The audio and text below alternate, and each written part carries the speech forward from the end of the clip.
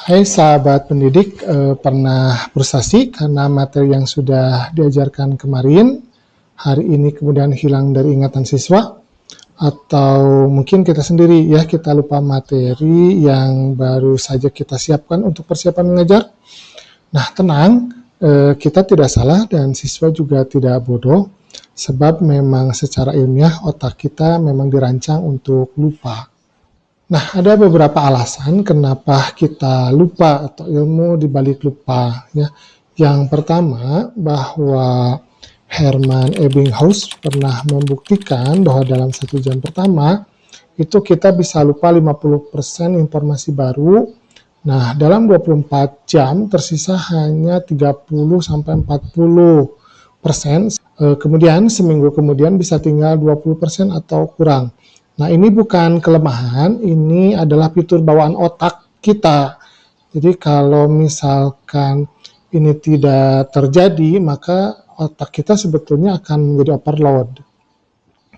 Nah, kemudian yang kedua, lupa itu terjadi karena informasi itu saling bertabrakan.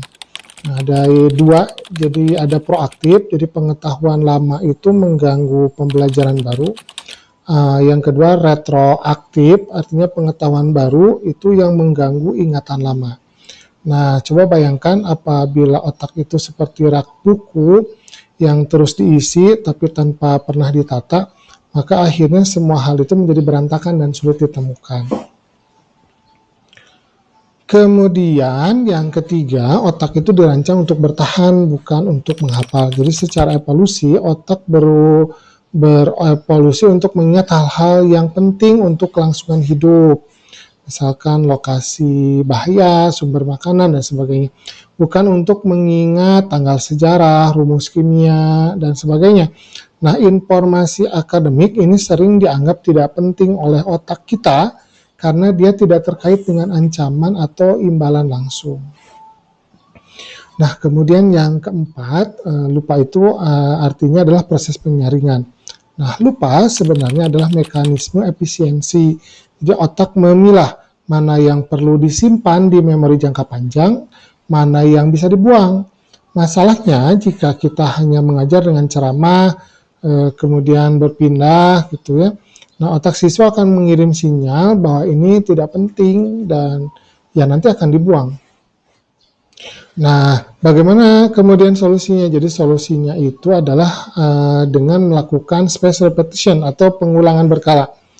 Jadi materi itu perlu diulang dalam jeda waktu, misalkan sehari, seminggu, sebulan gitu, dan terus diulang. Nah, setiap pengulangan itu akan memberi sinyal ke otak, ini penting, tolong disimpan. Nah, seperti itu. Jadi kita juga bisa mengaitkan materi dengan pengalaman nyata dan emosi, sehingga otak itu menganggap hal tersebut itu informasi yang penting dan relevan. Nah, kemudian ini kritik tajam untuk kita semua, sahabat pendidik. Kita sering menyalahkan siswa yang lupa, tapi jarang bertanya, nah sudahkah kita memberi kesempatan untuk mereka untuk menyimpan memorinya?